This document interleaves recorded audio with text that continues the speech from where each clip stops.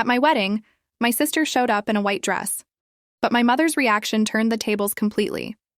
The moment I saw her walk through the venue doors, my heart stopped. A bride's worst nightmare, right? But what unfolded was so much bigger than a dress. It was a day of secrets, betrayals, and a truth that changed everything. Hey, before we dive in, let me know in the comments where you're watching from. Your city, your country. I'm curious to see how far this story travels. Now let's get into it. Picture this.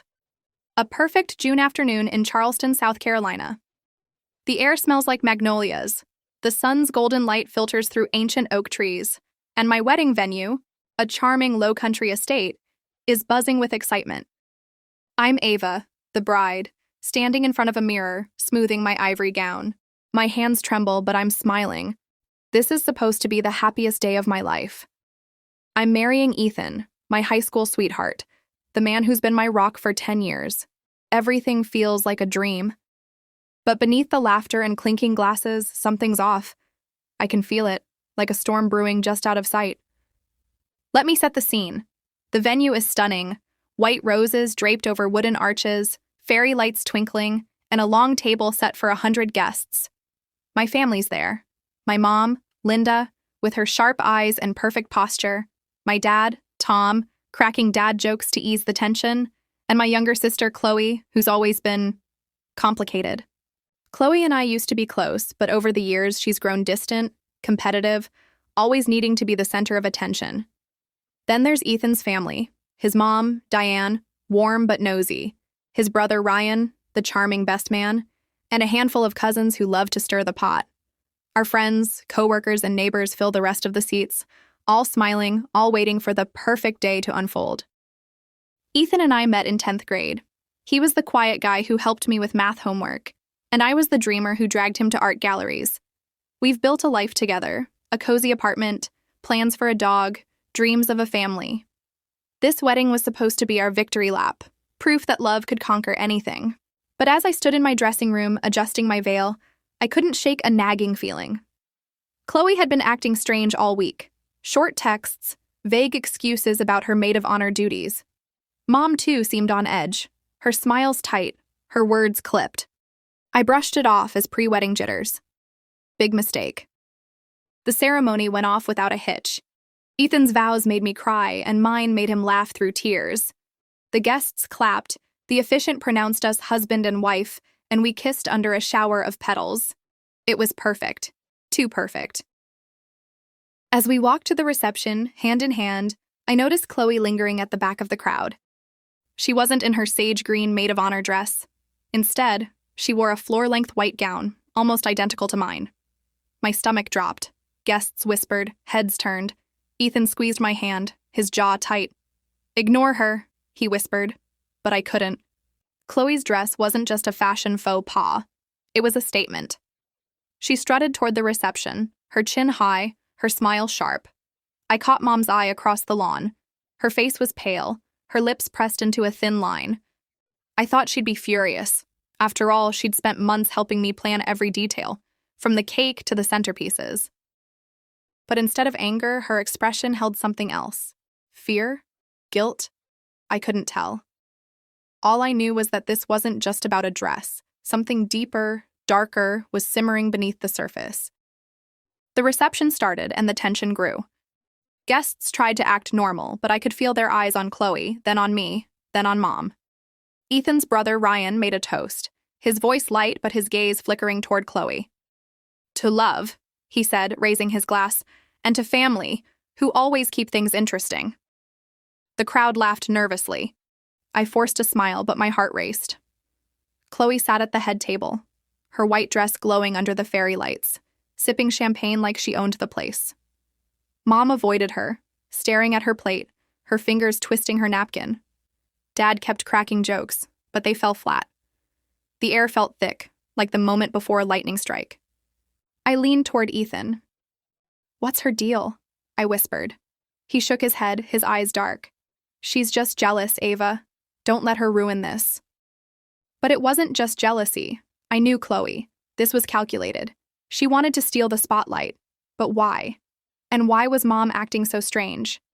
As the band played and guests hit the dance floor, I caught snippets of conversation, whispers about Chloe, about Mom, about a family secret. My chest tightened. This was my wedding, my day. But it was slipping out of my control, and I had no idea how much worse it was about to get. The reception hall glowed under the soft flicker of chandeliers, but the warmth couldn't cut through the chill settling over me. I sat at the head table, Ethan's hand resting on mine, but my eyes kept darting to Chloe. She was across the room now, laughing too loudly with a group of Ethan's cousins, her white dress catching every light like a beacon. Each glance from a guest felt like a pinprick. I wanted to focus on Ethan, his warm smile, the way his thumb traced circles on my hand. But Chloe's presence was a magnet, pulling everyone's attention. And then, there was Mom. Sitting stiffly, her eyes avoiding Chloe's like she was dodging a bullet. I tried to shake it off. The band played a lively cover of a pop song, and guests were starting to dance, their laughter rising over the music. But the whispers were growing louder. I caught fragments as servers passed with trays of champagne. Why would she wear that? Did Ava know? Linda looks like she's seen a ghost. My best friend Sarah leaned over, her voice low. Ava, what's with Chloe? This is next level petty. I forced a laugh, but my throat felt tight. She's just being Chloe, I said, but the words tasted hollow. This wasn't just her usual drama. This was deliberate, a calculated jab, and I didn't know why. Then came the first real spark. As the salad course was served, Chloe stood, clinking her glass with a spoon. The room hushed, all eyes on her. My stomach twisted. She wasn't supposed to give a speech. That was Ryan's job as best man. Ethan shot me a look, his brow furrowed. Thank you all for being here, Chloe began, her voice syrupy sweet. I just want to say how inspiring it is to see Ava and Ethan so in love. It's almost enough to make you believe in fairy tales. The crowd murmured, some smiling, others shifting uncomfortably. Her words sounded kind, but her tone dripped with something sharp, like a knife wrapped in velvet. She went on, her eyes locking on mine. Growing up, Ava always got everything she wanted, the perfect grades, the perfect boyfriend. She paused, smirking. The perfect wedding. A few guests chuckled, thinking it was a playful jab. But I felt the sting. Ethan's grip on my hand tightened. I glanced at Mom, expecting her to intervene. She'd always been the one to shut down Chloe's antics. But Mom just stared at her plate, her knuckles white around her fork. The silence from her was deafening, and it sent a chill down my spine. The tension kept building, layer by layer. As the main course arrived, Ethan's cousin Jenna approached our table, her face flushed from wine. Ava, I gotta ask, she said, loud enough for nearby tables to hear. Did you know Chloe was gonna wear that dress? I mean, bold move. The room seemed to freeze. I forced a smile, my cheeks burning. It was a surprise, I managed. Jenna laughed, oblivious to the weight of her words, but I saw Chloe smirk from across the room. She was loving this. Then came the next blow. Ryan, the best man, stood to give his speech. He was charming as always, cracking jokes about Ethan's terrible dance moves, but halfway through, he faltered, his eyes flicking toward Chloe. Family, right? He said, his voice suddenly tight. They're full of surprises. Sometimes you think you know them, but... He trailed off, clearing his throat. The room went quiet, sensing the shift. I looked at Ethan, confused. He was staring at Ryan, his jaw clenched. What was going on? As Ryan sat down, the whispers grew louder. I overheard Ethan's mom, Diane, muttering to her sister. Linda's been acting strange all day. And Chloe... Something's not right. I wanted to scream. This was my wedding, my moment, but it felt like everyone was in on a secret I didn't know. I leaned toward Ethan. Do you know what's happening? I whispered. He shook his head, but his eyes said otherwise. He was hiding something, and it hurt more than Chloe's dress ever could. The final straw came just before the cake cutting. Chloe approached Mom, who was standing near the bar, her face still pale. I couldn't hear their conversation, but I saw Chloe lean in, her expression smug. her words sharp. Mom's face crumpled, and for a moment, I thought she might cry. But then she straightened, her eyes flashing with something I'd never seen before. Not anger, not sadness, but resolve. She turned away from Chloe and walked toward the center of the room, her steps deliberate. My heart pounded. Whatever was coming, it was big. The air felt electric, like the moment before a storm breaks. And I knew, deep down, that nothing would be the same after this. The reception hall shimmered with soft chandelier light, but the warmth couldn't touch the cold knot in my chest. My heart pounded as I watched Mom stride toward the center of the room, her heels echoing on the hardwood floor like a war drum. Every guest turned, their conversations fading into a tense hush. Chloe stood near the bar, her white dress glowing like a taunt, her smirk faltering as Mom grabbed the microphone from the DJ's table.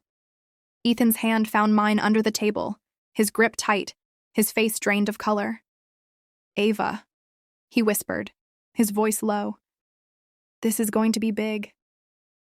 I couldn't speak. My eyes were glued to Mom, my pulse racing. The air felt heavy, like a storm about to break. Mom tapped the microphone, the sharp sound cutting through the room. "I need everyone's attention," she said, her voice steady but laced with a raw edge. Guests leaned forward, some clutching wine glasses, others frozen with forks in hand. Chloe shifted, her arms crossed, her chin high, but I caught a flicker of unease in her eyes. Mom took a deep breath, her gaze sweeping the room before settling on me. "Ava, my darling, you deserve the truth. We all do." Her words hung in the air, heavy with promise. My stomach churned. What truth? I glanced at Chloe, then Ethan, then back to Mom. The silence was suffocating, broken only by the faint clink of a glass somewhere in the back. "Chloe," Mom said, her voice sharpening as she turned to my sister. "You came here today to make a statement. That dress? It's not just a dress. It's a weapon. You wanted to hurt Ava, to steal her moment. But you don't get to do that. Not today. Not ever." Gasps rippled through the crowd. Chloe's face flushed, her lips parting, but she stayed silent. The guests' eyes darted between us, their whispers like static. Mom's voice trembled now, but she pressed on, gripping the microphone tighter. "I've kept a secret for too long, thinking it would protect this family. But I'm done hiding. Ava, Chloe isn't just your sister. She's your half-sister. Your father had an affair early in our marriage. Chloe's mother was someone else." The words hit me like a tidal wave. My vision blurred, the room tilting. Half-sister? Chloe? I looked at Dad, who sat motionless, his face gray, his eyes fixed on the table. The guests murmured, some leaning toward each other, others staring at me with pity. Ethan's hand tightened around mine, but I barely felt it. My whole world was unraveling. Mom's voice cracked as she continued. "Chloe found out last year. She's been hurting, angry. I understand that. But using Ava's wedding to lash out? That's unforgivable. I should have told you both sooner, Ava. I'm so sorry." Tears streamed down her face, but she stood tall, her confession a raw, unshakable truth. Chloe's smirk was gone, replaced by a mix of shame and defiance. She opened her mouth, then closed it, her eyes glistening. The microphone trembled in Mom's hand, but her words had torn open a wound, exposing a secret that changed everything. The silence that followed was like a vacuum, swallowing every sound. Guests stared, some wide-eyed, others whispering furiously. I couldn't move, couldn't breathe. My sister, my half-sister? The words echoed in my mind, each one a fresh cut. Chloe stood frozen, her white dress now looking less like a bold statement and more like a desperate plea. Dad pushed back his chair, his face crumpling as he walked out, his shoulders hunched. Mom set the microphone down, her hands shaking, and made her way to me. "Ava, I'm so sorry," she whispered, her voice breaking. I pulled away, my heart a storm of hurt and betrayal. I wanted to scream, to demand answers, but no words came. Ethan stood, his arm around me, his voice steady. "Let's step away, Ava," he said, guiding me toward a quiet corner near the garden doors. The guests tried to act normal, but the air was thick with tension. Some approached Chloe, their voices low, their expressions a mix of curiosity and judgment. She grabbed her purse, her movements sharp, and stormed out, her dress trailing behind her like a fading ghost. I wanted to feel anger, but all I felt was emptiness, like the ground had vanished beneath me. In the bridal suite, Ethan and I sat in silence, the distant music of the reception mocking the chaos in my heart. Mom came in later, her eyes red, her face etched with regret. "I thought I was protecting you," she said softly, "but I made it worse." I didn't know how to respond. Part of me wanted to lash out, but another part saw her pain, her courage in speaking up. Ethan spoke for me. "We need time, Linda," he said, his tone firm but kind. She nodded, leaving us alone. The wedding continued, guests danced, the cake was cut, but it felt hollow. Chloe didn't return. Dad sent a text, promising to explain later. Ethan and I smiled for photos, but my heart wasn't there. We decided to move forward, our love bruised but unbroken. Chloe's betrayal and Mom's secret had shattered something, but they also laid the foundation for a new, honest start. Looking back, my wedding day wasn't the dreamy celebration I'd spent months planning, but it was unforgettable in ways I never expected. It was a day where love was tested, secrets were laid bare, and my family's hidden fractures were exposed under the soft glow of fairy lights. Sitting in our Charleston apartment weeks later, Ethan and I would talk late into the night, piecing together the wreckage of that day. The magnolia-scented air, the clinking glasses, Chloe's white dress, Mom's trembling voice.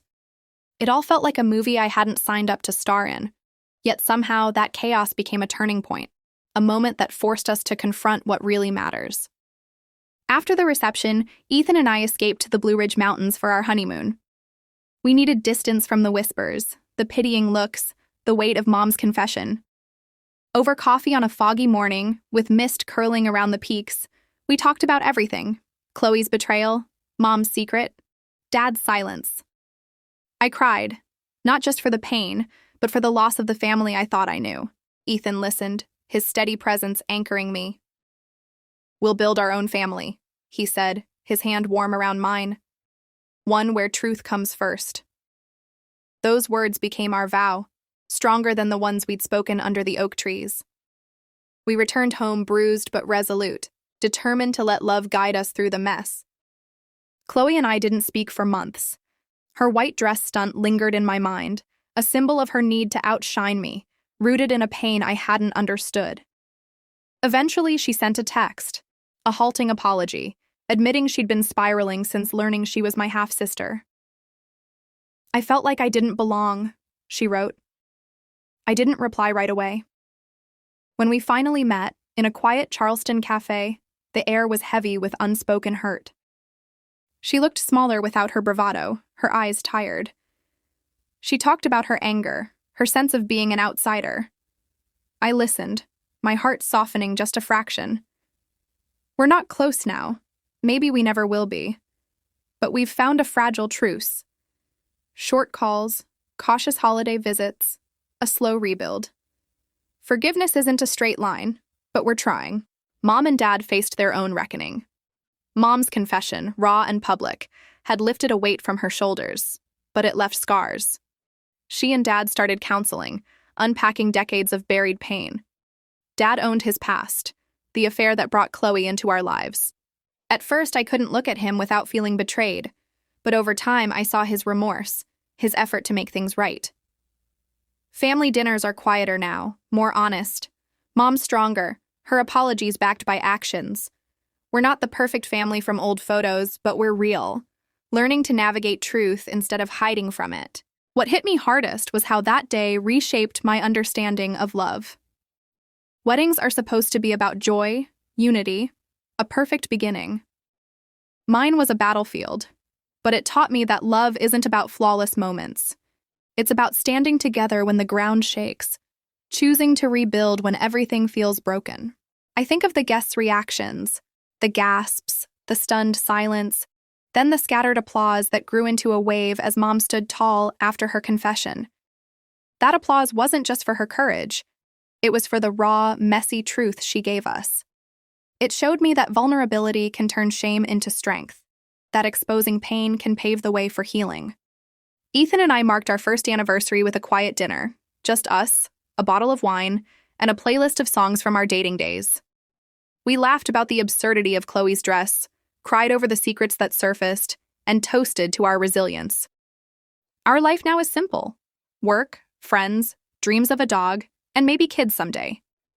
But that wedding stays with us, a story we share in hushed tones with close friends, a reminder that even the brightest days can carry shadows. Those shadows don't define us. How we face them does. If there's one lesson from that day, it's this: secrets fester, but truth, no matter how painful, sets you free. Families are messy, woven with love and flaws, pride and regrets. Facing those truths head-on, like Mom did, can hurt, but it can also heal. So, I'll leave you with a question. What secrets are hiding in your own story? What might happen if they came to light? It's scary to think about, but maybe, just maybe, it's the start of something stronger. Thanks for diving into this wild story with me. If it made you gasp, cry, or nod along, hit that subscribe button. There's more real-life drama where this came from. Drop a comment below. What's the wildest wedding moment you've witnessed? Or how would you handle a sibling stealing the spotlight? I'm dying to hear your thoughts. They make these stories come alive. See you in the next one.